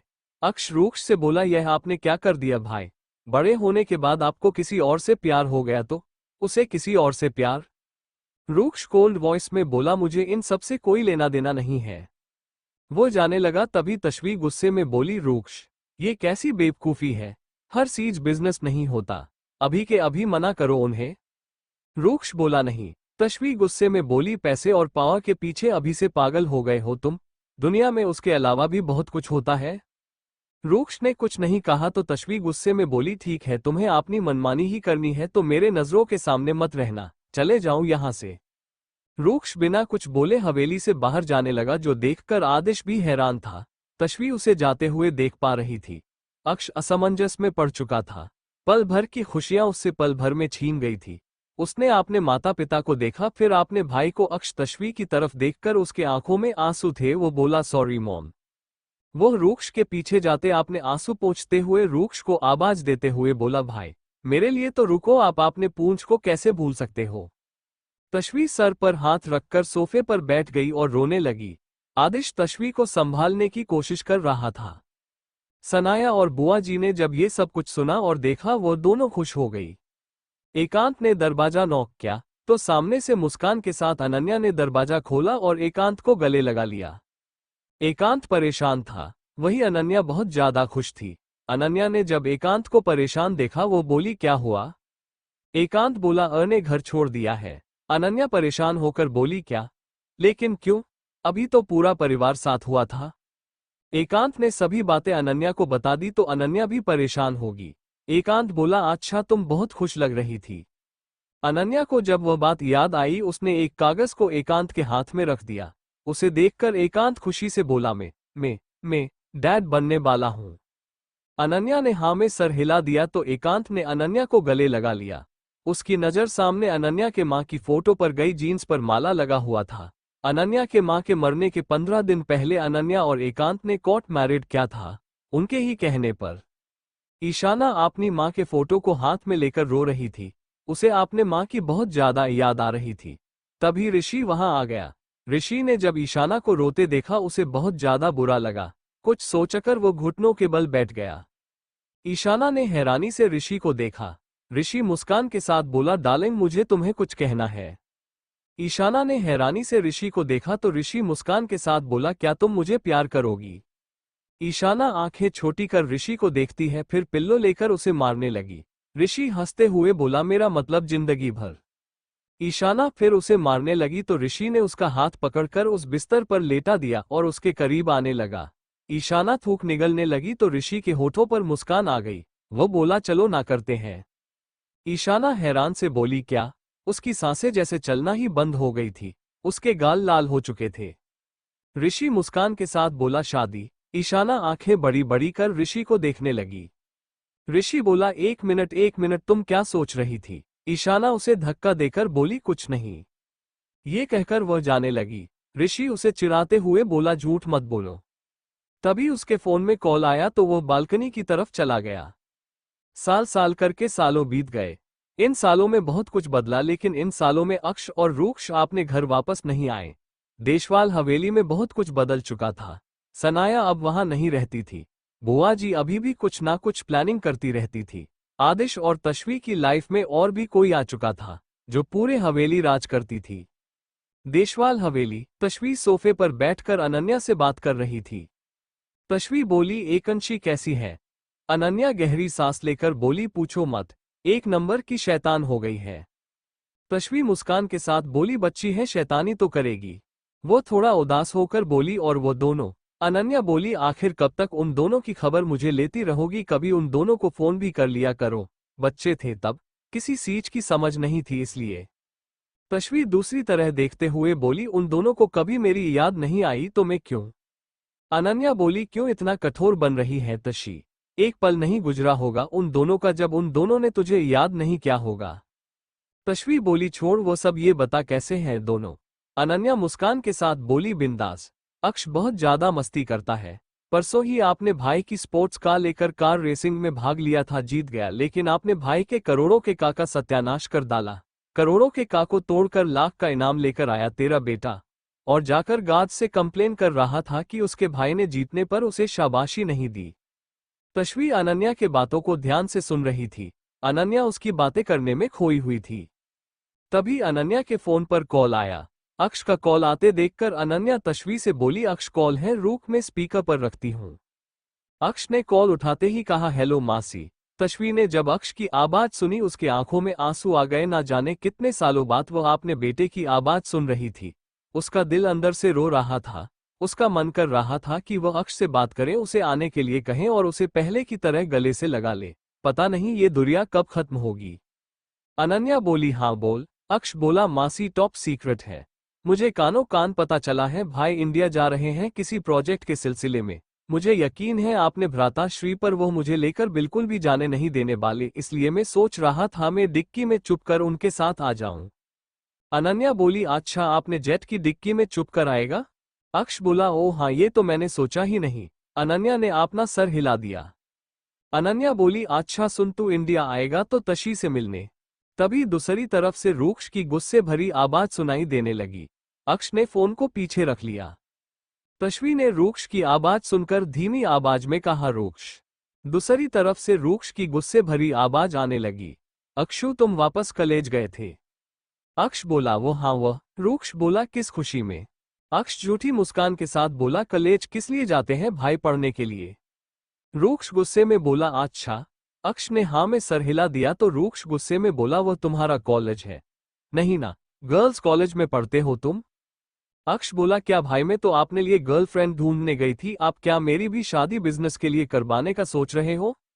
रूक्ष गुस्से में बोला मैंने ऐसा कभी नहीं कहा, लेकिन तुम ये गर्ल्स कॉलेज जाना बंद करो समझे। ये कहकर रूक्ष वहां से जाने लगा। अक्ष रूक्ष के पीछे जाते हुए बोला यकीन करो भाई, मैं लड़की देखने नहीं गया था, मैं तो प्रिंसिपल से मिलने गया था। सच में भाई सुनो तो। अक्ष ने फोन को काट दिया और रूक्ष के पीछे चला गया। एक 16-17 साल का लड़का आपने पास खड़े आपने दोस्त से बोला देख सोच ले तू सच में उसे प्रपोज करने जा रहा है, पता है ना वो कौन है। वो 16 साल का लड़का सामने गेंद की तरफ देखकर मुस्कुराते हुए बोला बस बहुत छुपा लिया फीलिंग, अब तो मैं उसे प्रपोज करके ही रहूंगा। उस लड़के के होठों पर मुस्कान और हाथ में एक गुलाब का फूल था। तभी 3 लड़कियां गेंद से अंदर आने लगी। तीनों ही बहुत ज्यादा क्यूट थे, तीनों ही 15-16 साल के लग रहे थे। वो लड़का हिम्मत कर आगे गया और बीच वाली लड़की के पास जाकर बोला actually I really love you, so please please be my girlfriend. वो 16 साल की बच्ची उस लड़के को हैरानी से देख रही थी। वही वो लड़का नजरें नीचे कर खड़ा था। उस बच्ची के पास खड़ी दोनों दोस्त भी उस लड़के को ही देख रही थी। कुछ देर शांत रहने के बाद वो 16 साल लड़की बोली वेल व्हाट्स योर नेम। उसकी दोनों दोस्त के साथ वो लड़का भी हैरान होकर उस लड़की को देखने लगा।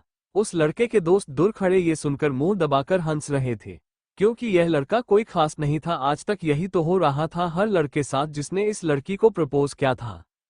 वो लड़की उस लड़के के पास से जाने लगी। उस लड़की की एक दोस्त उसके कंधे पर हाथ रखकर बोली देख अर्जुन सैड मत हो, तू ही अकेला नहीं है जिसके साथ यह हुआ है, पता है ना वो कौन है। उस लड़के को धक्का देकर वो वहां से जाते हुए बोली दूर रह। वो लड़का अर्जुन हैरान होकर उस लड़की को जाते हुए देख रहा था। उसके दोस्त उसके पास आकर हंसते हुए बोला अर्जुन, कहा था ना वह लड़की नहीं तूफान है, देखा कैसे रिजेक्ट करके चली गई कि सामने वाले को पता भी नहीं चला कि वो रिजेक्ट हो चुका है। उस लड़की की दोस्त उसके पास जाकर बोली क्या बात है ईव, क्या स्टाइल से रिजेक्ट किया तूने उसे, मैं तो फिदा हो गई ईव। दूसरी दोस्त बोली ध्रुवा क्या बोल रही है और तू। ध्रुवा बोली क्या, मैंने गलत क्या बोला, तू क्या चाहती थी कि यह उस लड़के को हाँ कर देती। वो लड़की बोली कम ऑन गेज में कौन हूं पता है ना, मेरा स्टाइल एकदम अलग है। वो लड़की आगे जाते हुए बोली क्योंकि मैं तक्षवी देशवाल हूं। तभी एक लड़का तक्षवी को हल्का धक्का देकर जाने लगी। तभी तक्षवी ने उसका कूलर पकड़कर दांत पींचते हुए कहा तुम्हारी हिम्मत कैसे हुई मुझे धक्का देने की। वो लड़का बोला सॉरी वो गलती से। तभी 2 लड़के उस लड़के के पीछे खड़े होकर बोले कुछ ज्यादा ही हवा में उड़ रहे हो, पता है ये कौन है, मिनिस्टर का बेटा है। तक्षवी ने उस लड़के का कूलर छोड़ा। ये देखकर उन लड़कों के चेहरे पर शैतानी मुस्कान आ गई। तक्षवी तिरछी मुस्कान के साथ बोली पता है मैं कौन हूं, आदिश देशवाल की बेटी और की बहन। ये कहकर उस लड़के का हाथ पकड़कर उस पर पिन घुसा दिया और वो लड़का चीख उठा। उस लड़के को धक्का देकर तक्षवी वहां से जाते हुए बोली गो टू हेल। ध्रुवा खुश थी। वही उसकी दूसरी दोस्त तक्षवी से बोली तक्षु ईर मस्ती तो मैं भी करती हूं लेकिन बेवजह क्यों पंगे लेती है तू। तक्षवी बेफिक्र से बोली कम ऑन ईर, तू एकांशी है, एकांत सूर्यवंशी की बेटी है तू, थोड़ा तो हिम्मत रख। एकांशी बोली ईर तेरी वजह से मुझे मम्मा से दांत पड़ती है और टीचर्स से भी, कभी तो पढ़ाई कर लिया कर ईर। तक्षवी बोली छोड़ ना वो सब, कल भाई आ रहे हैं मुझे उनसे मिलने जाना है, चल प्रिंसिपल को बताकर आते हैं। Principal office. तक्षवी जाकर सीधे चेयर पर बैठ गई और बोली मिस्टर आलोक एक्चुअली मैं कल कहीं जा रही हूँ घर पर, मामा पापा को इस बारे में कुछ पता ना चले बना आपकी नौकरी गई समझो। प्रिंसिपल ये देखकर मन में बोला जैसे भाई वैसी बहन, हरकतें भी एक जैसी है, पता नहीं रिक्वेस्ट करने आई है या ऑर्डर देने। तक्षवी खड़ी होकर बोली ऑर्डर है, बाय। ये कहकर वहां से चली गई और उसके पीछे पीछे उसके दोनों दोस्त भी चले गए। रूक्ष काम कर रहा था, वही अक्ष उसके चारों तरफ मक्खी की तरह बीन भीना रहा था। अक्ष रूक्ष का कंधा दबाते हुए बोला भाई मुझे भी इंडिया लेकर चलो ना प्लीज। अक्ष एक फाइल उठाकर रूक्ष को पनखा करने लगा। रूक्ष कोल्ड वॉइस में बोला एक्ट चल रही है। अक्ष ये सुनकर पनखा करना छोड़कर पैर दबाने लगा और बोला प्लीज भाई लेकर चलो ना। तभी एक लड़का अंदर आकर बोला बॉस आपके लिए फोन। उस लड़के ने इधर उधर देखा लेकिन उसे अपना बॉस कहीं नहीं दिखा। अक्ष सर खुजाते हुए खड़ा हुआ और बोला, ईर डैनियल, कितनी बार कहा है तुम मुझे बॉस मत कहा करो।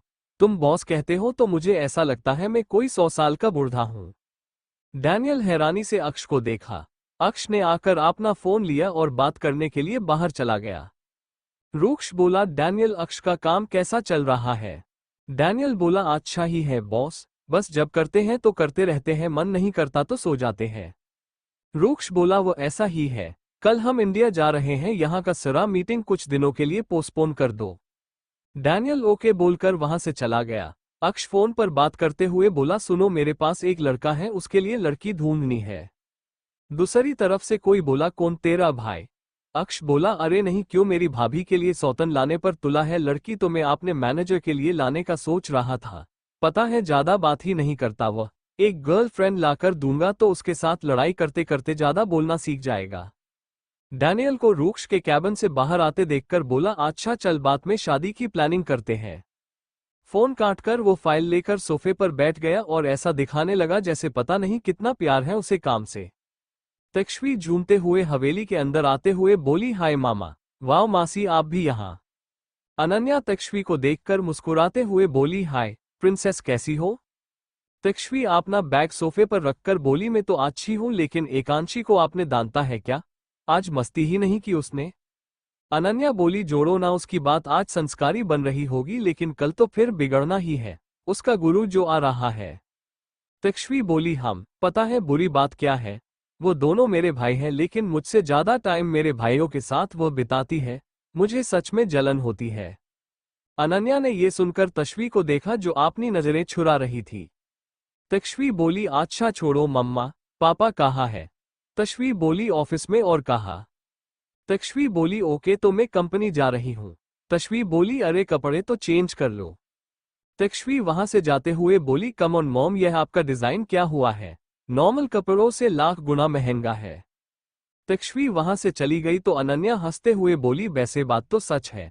वैसे तुझे पता है, सिर्फ तेरे डिजाइन किए हुए कपड़े पहनते हैं। तुझे याद है पहले वो दोनों धोती कुर्ता पहनते थे तो कितने क्यूट लगते थे, अभी हद से ज्यादा हैंडसम लगते हैं। दुनिया भर की लड़कियां मरती हैं उन दोनों पर जैसे आदिश पर मरते थे। हाँ, यह अलग बात है कि रूक्ष के ऑरा को देखकर लड़कियां उसके पास नहीं जाती, लेकिन अक्ष को जरूर घेर लेती है। ईर क्यों इतनी नाराजगी दिखा रही है? मान जा ना, बस कर अब, वो बच्चा था तब।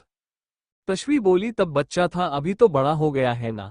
अगर अब मैं उससे ये डील वाली शादी ना करने को कहूं तो मानेगा वह? अनन्या चुप हो गया, क्योंकि हर किसी को पता था रूक्ष को सिर्फ पावर से मतलब था। तश्वी झूठी मुस्कान के साथ बोली, देखा ईर, मैंने पता क्या है उस लड़की के बारे में, वह किसी और से प्यार करती है, फिर भी रूक्ष उससे जबरदस्ती शादी का सिर्फ पावर की वजह से। बता कैसे माफ करूं उसे? अनन्या चुप हो गई। Next day, airport. School dress में हाथों में गुलदस्ता पकड़े एक 16 साल की बच्ची होठों पर मुस्कान लिए किसी का इंतजार बड़े बेसब्री से कर रही थी। गोरा रंग, लंबे बाल, गुलाबी होंठ, समुद्र सी गहरी नीली आंखें, इतनी खूबसूरत कि कोई भी एक नजर में दिल हार बैठे। एक 20-21 साल का लड़का फोन पर बात करते हुए बाहर आ रहा था। पल भर के लिए उसकी आंखें उस 16 साल की बच्ची पर ठहर गई। वह लड़का बिना पलके झपकाए उस बच्ची को देख रहा था। उसकी वो मीठी सी मुस्कान और नीली आंखों में वह ना जाने कहाँ खो गया था। तभी एक लड़का उसके पास आकर बोला, बॉस चले। वो लड़का होश में आया और उस लड़की तरफ देखकर वापस से उस बच्ची को ढूंढने लगा, लेकिन उसे वो बच्ची कहीं नहीं दिखी। अपनी आंखों से उसे खोजते हुए ही वो लड़का काम में बैठ गया। स्कूल ड्रेस पहनी तक्ष्वी ने रूक्ष को देखकर मुस्कुराते हुए बोला, big B little big brother कहाँ है? वो नहीं आए क्या? तभी पीछे से आवाज आई, कभी बिना पूंछ वाले बंदर को देखा है? भाई आए हैं तो मैं तो आऊंगा ही ना, ये फैक्ट है। ये कहकर रूक्ष के पास खड़ा हो गया। अक्ष की बात सुनकर तक्ष्वी हंसने लगी। वहां रूक्ष उसे खा जाने वाली नजरों से घूर रहा था, जैसे बोल रहा हो, तुझे खुद को पूंछ बोलना है, बोलता रहे, मुझे क्यों बंदर बोल रहा है? तक्ष्वी उदास होकर बोली, भाई आप इतने सालों में कितनी बार मुझे मिलने आए हो, लेकिन एक बार भी घर नहीं गए। आज घर चलो ना प्लीज। अक्ष भी यह सुनकर रूक्ष को देखने लगा। रूक्ष जाते हुए बोला, इंपॉर्टेंट मीटिंग है। अक्ष और तक्ष्वी ने एक दूसरे को उदासी से देखा। अक्ष तक्ष्वी के कंधे पर हाथ रखकर बोला, डोंट वरी, कभी ना कभी तो मान ही जाएंगे, उदास ना हो, तुम घर जाओ। ओके। अक्ष वहां से चला गया। तक्ष्वी की आंखों में उदासी थी और वह अपने भाइयों को जाते हुए देख रही थी। वह पीछे मुड़कर बोली, चलो घर चलते हैं। Hope you enjoy it. Please like and comment and review. Please folded hands, folded hands, folded hands, folded hands, folded hands. Takshvi झूमते हुए हवेली के अंदर आते हुए बोली, हाय मामा। वाह मासी, आप भी यहाँ। अनन्या तक्ष्वी को देखकर मुस्कुराते हुए बोली, हाय प्रिंसेस, कैसी हो?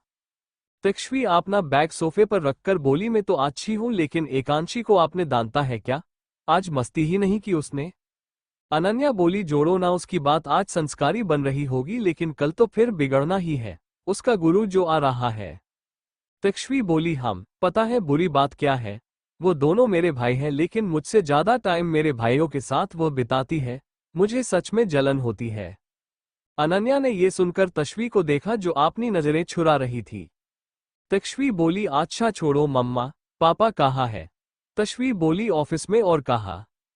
तक्ष्वी बोली, ओके तो मैं कंपनी जा रही हूँ। तक्ष्वी बोली, अरे कपड़े तो चेंज कर लो। तक्ष्वी वहां से जाते हुए बोली, कम ऑन मॉम, यह आपका डिजाइन क्या हुआ है? नॉर्मल कपड़ों से लाख गुना महंगा है। तक्ष्वी वहां से चली गई तो अनन्या हंसते हुए बोली, वैसे बात तो सच है। वैसे तुझे पता है सिर्फ तेरे डिजाइन किए हुए कपड़े पहनते हैं। तुझे याद है पहले वो दोनों धोती कुर्ता पहनते थे तो कितने क्यूट लगते थे। अभी हद से ज्यादा हैंडसम लगते हैं। दुनिया भर की लड़कियां मरती हैं उन दोनों पर जैसे आदिश पर मरते थे। हाँ, यह अलग बात है कि रूक्ष के ऑरा को देखकर लड़कियां उसके पास नहीं जाती, लेकिन अक्ष को जरूर घेर लेती है। ईर क्यों इतनी नाराजगी दिखा रही है? मान जाना बस कर अब। वो बच्चा था तब। तश्वी बोली, तब बच्चा था, अभी तो बड़ा हो गया है ना। अगर अब मैं उससे ये डील वाली शादी ना करने को कहूं तो मानेगा वह? अनन्या चुप हो गया, क्योंकि हर किसी को पता था रूक्ष को सिर्फ पावर से मतलब था। तश्वी झूठी मुस्कान के साथ बोली, देखा ईर, मैंने पता क्या है उस लड़की के बारे में, वह किसी और से प्यार करती है। फिर भी रूक्ष उससे जबरदस्ती शादी का सिर्फ पावर की वजह से। बता कैसे माफ करूं उसे? अनन्या चुप हो गई। Next day, airport. School dress में हाथों में गुलदस्ता पकड़े एक 16 साल की बच्ची होठों पर मुस्कान लिए किसी का इंतजार बड़े बेसब्री से कर रही थी। गोरा रंग, लंबे बाल, गुलाबी होंठ, समुद्र सी गहरी नीली आंखें, इतनी खूबसूरत कि कोई भी एक नजर में दिल हार बैठे। एक 20-21 साल का लड़का फोन पर बात करते हुए बाहर आ रहा था। पल भर के लिए उसकी आंखें उस 16 साल की बच्ची पर ठहर गई। वह लड़का बिना पलके झपकाए उस बच्ची को देख रहा था। उसकी वो मीठी सी मुस्कान और नीली आंखों में वह ना जाने कहाँ खो गया था। तभी एक लड़का उसके पास आकर बोला, बॉस चले। वो लड़का होश में आया और उस लड़की तरफ देखकर वापस से उस बच्ची को ढूंढने लगा, लेकिन उसे वो बच्ची कहीं नहीं दिखी। अपनी आंखों से उसे खोजते हुए ही वो लड़का काम में बैठ गया। स्कूल ड्रेस पहनी तक्ष्वी ने रूक्ष को देखकर मुस्कुराते हुए बोला, big B little big brother कहाँ है? वो नहीं आए क्या? तभी पीछे से आवाज आई, कभी बिना पूंछ वाले बंदर को देखा है? भाई आए हैं तो मैं तो आऊंगा ही ना, ये फैक्ट है। ये कहकर रूक्ष के पास खड़ा हो गया। अक्ष की बात सुनकर तक्ष्वी हंसने लगी। वहां रूक्ष उसे खा जाने वाली नजरों से घूर रहा था, जैसे बोल रहा हो, तुझे खुद को पूंछ बोलना है, बोलता रहे, मुझे क्यों बंदर बोल रहा है? तक्ष्वी उदास होकर बोली, भाई आप इतने सालों में कितनी बार मुझे मिलने आए हो, लेकिन एक बार भी घर नहीं गए। आज घर चलो ना प्लीज। अक्ष भी यह सुनकर रूक्ष को देखने लगा। रूक्ष जाते हुए बोला, इंपॉर्टेंट मीटिंग है। अक्ष और तक्ष्वी ने एक दूसरे को उदासी से देखा। अक्ष तक्ष्वी के कंधे पर हाथ रखकर बोला, डोंट वरी, कभी ना कभी तो मान ही जाएंगे, उदास ना हो, तुम घर जाओ नोके। अक्ष वहां से चला गया। तक्ष्वी की आंखों में उदासी थी और वह अपने भाइयों को जाते हुए देख रही थी। वह पीछे मुड़कर बोली, चलो घर चलते हैं। तक्ष्वी छुपते छुपाते हवेली के अंदर आई। तभी उस एक आवाज ने उसके कदम वहीं रोक दिए। कहाँ गई थी? तक्ष्वी ने यह सुनकर अपने जीभ को दांत के बीच दबा लिया और झूठी मुस्कान के साथ पीछे मुड़कर बोली, स्कूल मम्मा, स्कूल ड्रेस पहनकर, और कहाँ जाऊंगी? तक्ष्वी बोली, झूठ मत बोलो, एयरपोर्ट गई थी ना। तक्ष्वी नजरें चुराने लगी। तभी तक्ष्वी बोली, कैसे हैं दोनों? यहां आने के लिए कहा तुमने? तक्ष्वी आंखें बड़ी बड़ी कर तक्ष्वी को देखा। तक्ष्वी वापस से बोली, बताऊं? तक्ष्वी एटीट्यूड से बोली, क्यों बताऊं? यह नाराजगी खत्म कर मेरे भाई को मेरे पास लेकर क्यों नहीं आते? तक्ष्वी को घूरते हुए बोली, तुम अभी बहुत छोटी हो ये सब समझने के लिए। तक्ष्वी बोली, ओके, मैं भी भाई के बारे में नहीं बता रही।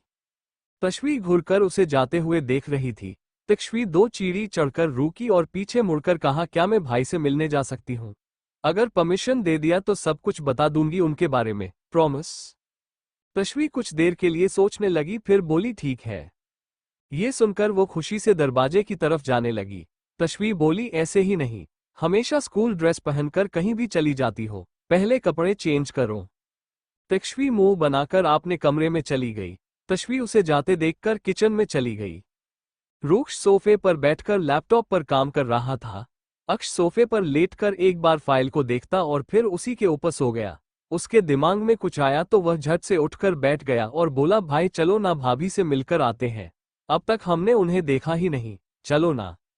रूक्ष कोल्ड वॉइस में बोला, कोई जरूरत नहीं है, शादी के दिन देख लेना। अक्ष मुंह बनाकर बोला, और आप सुहागरात के दिन देखना। रूक्ष ने अक्ष को घूरकर देखा तो अक्ष झुंझलाते हुए बोला, क्या भाई, आज के जमाने में कौन बिना देखे किसी से भी शादी करता है? सोचो अगर भाभी काली हुई तो, मोटा हुए तो, हाथी के साथ चींटी लगेंगे आप, कैसे लगेंगे बताओ? आप दोनों एक साथ, रसगुल्ला के साथ काला जामुन। रूक्ष उसे खा जाने वाली नजरों से घूर रहा था। तभी कोई अंदर आते हुए बोली, भैया। अक्ष उसे वहां देखकर मुस्कुराते हुए बोली, अरे कैसी हो एकांशी? एकांशी मुस्कान के साथ बोली, बहुत अच्छी। तक्षु आप दोनों से मिलने गई थी ना? अक्ष बोला, ऑफ कोर्स। एकांशी सोफे पर बैठकर बोली, आपको पता है स्कूल में वो कितनी शैतानी करती है? मैं तो उसे समझा समझा कर थक चुकी हूँ, उसकी वजह से मुझे भी डांट पड़ती है। अक्ष बोला, अरे स्कूल तो होता ही मस्ती करने के लिए है, वो क्या शैतान है? हम तो और भी शैतान थे, पता है कितने बच्चों का हाथ तोड़ा है हमने। हम तो उस टाइम पर गन्स चलते थे, वो भी असली वाले। एकांशी हैरानी से बोली, सच में रियल गन्स? अक्ष बोला, हाँ। रूक्ष बोला, क्या सिखा रहा है बच्ची को? एकांशी सोचते हुए बोली, तभी तो मैं सोचूं, प्रिंसिपल सर तक्षु को शैतानी करते देखकर यह क्यों कहते हैं, जैसे भाई वैसी बहन। ये सुनकर अक्ष की आंखें बड़ी बड़ी हो गई। वो बोला, भाई ये तो इज्जत का फालूदा बन गया। तभी दरवाजे से कोई उछल उछलकर अंदर आया और बोली, big B, little big brother. Aksh Takshvi को वहां देखकर खुशी से बोला, प्रिंसेस आप यहां। तक्षवी ने अपने हाथ में रखा कागज का बैग टेबल पर रखा। रूक्ष ने उन बैग्स को देखकर कहा, ये क्या है? तक्षवी बोली, मम्मा ने आप दोनों को लिए अपने हाथों से कुछ बनाकर भेजा है, शायद आपका फेवरेट। अक्ष ने जल्दी से कागज का बैग खोलकर देखा। वहां खीर देखकर अक्ष खुशी से बोला, मम्मा के हाथों का खीर, मैंने इतने साल जो इसे मिस किया ना, ओ गॉड। अक्ष बस खाने लगा। रूक्ष ने उस कागज के बैग को देखा, फिर वहां से उठकर अपने स्टडी रूम में चला गया। ये देखकर अक्ष बोला, इतनी नाराजगी नहीं है कि मां के बनाए खाने को भाई मना करे। तक्षवी हाथों में खीर की कटोरी लेकर स्टडी रूम में चली गई। रूक्ष ने नजरें उठाकर सामाने देखा। रूक्ष के आंखों में आंसू थे। तक्षवी रूक्ष के पास जाकर हाथ में रखे बोल को टेबल पर रखकर रूक्ष के आंसू पोंछते हुए बोली, आपकी तरह मम्मा भी हमेशा आपके याद में रोती है। आखिर इस नाराजगी का मतलब ही क्या है? मुझे तो बस ये छोटी सी बात लगती है। खैर, मम्मा ने ये प्यार से आपके लिए बनाया है, खाकर बता तो दो कैसा बना है। तक्षवी ने अपने हाथों से एक चम्मच खीर खिला दिया। रूक्ष बोला, पहले की तरह, बहुत ज्यादा स्वादिष्ट। रूक्ष के आंखों में नमी थी। उसने तक्षवी को गले से लगा लिया। पता नहीं क्यों दुनिया के सामने जो रूक्ष हमेशा कठोर रहता है, अपनी इस छोटी प्यारी सी बहन के सामने कमजोर पड़ जाता है। तक्षवी जब 3 साल की थी तब ही तक्षवी अपने भाइयों से मिली थी। वो तब से उन दोनों का ख्याल रखते आई है। अपनी मीठी बातों से, प्यारी मुस्कान से उसे रूक्ष और अक्ष की लाइफ में रौनक बिखेर दिया था। Hope you enjoy it. Please like and comment and review. Please folded hands, folded hands, folded hands, folded hands, folded hands. Thanks grin. Takshavi छुपते छुपाते हवेली के अंदर आई। तभी उस एक आवाज ने उसके कदम वहीं रोक दिए। कहाँ गई थी? तक्षवी ने ये सुनकर अपने जीभ को दांत के बीच दबा लिया और झूठी मुस्कान के साथ पीछे मुड़कर बोली, स्कूल मम्मा, स्कूल ड्रेस पहनकर और कहाँ जाऊंगी? तक्षवी बोली, झूठ मत बोलो, एयरपोर्ट गई थी ना। तक्षवी नजरें चुराने लगी। तभी तक्षवी बोली, कैसे हैं दोनों? यहां आने के लिए कहा तुमने? तक्षवी आंखें बड़ी बड़ी कर तक्षवी को देखा। तक्षवी वापस से बोली, बताऊं? तक्षवी एटीट्यूड से बोली, क्यों बताऊं? यह नाराजगी खत्म कर मेरे भाई को मेरे पास लेकर क्यों नहीं आते? तक्षवी को घूरते हुए बोली, तुम अभी बहुत छोटी हो ये सब समझने के लिए।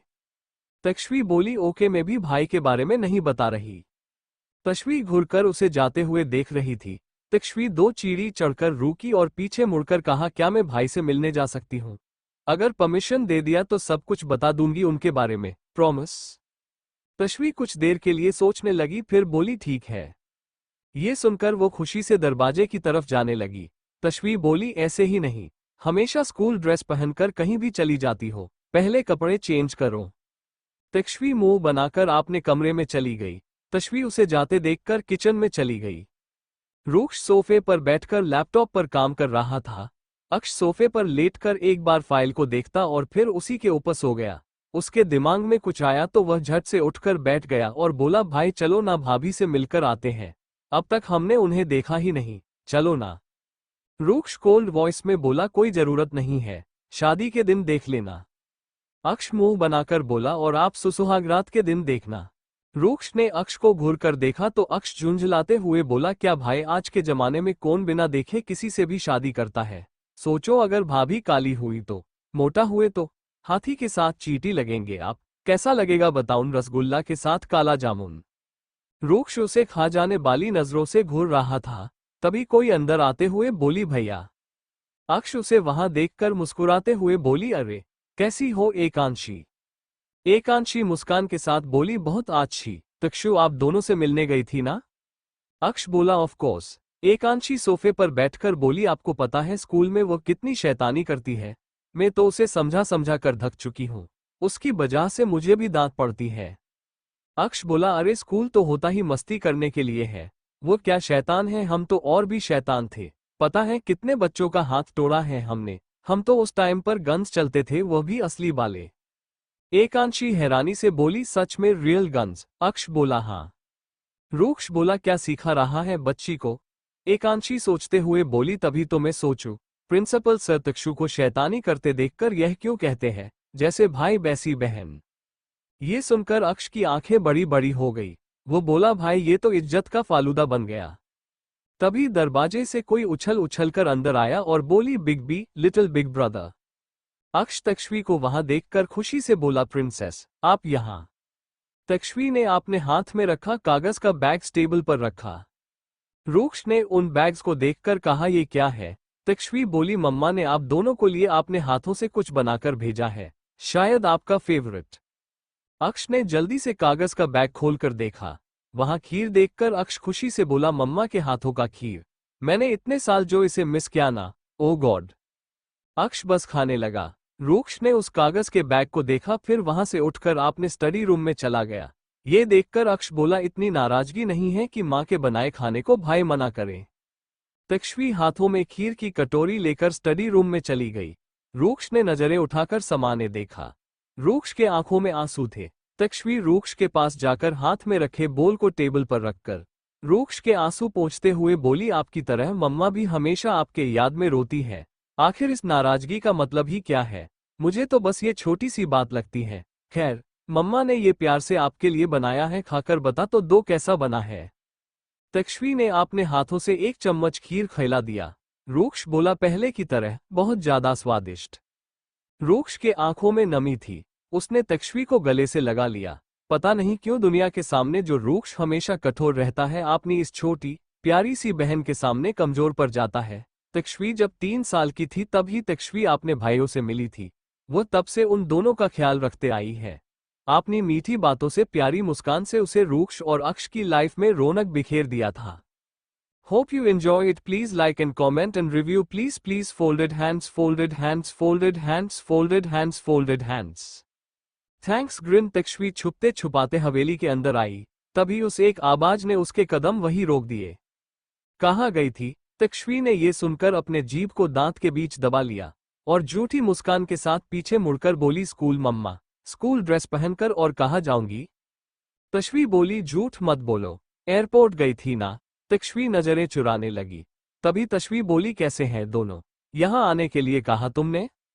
तक्षवी आंखें बड़ी बड़ी कर तक्षवी को देखा। तक्षवी वापस से बोली, बताऊं? तक्षवी एटीट्यूड से बोली, क्यों बताऊं?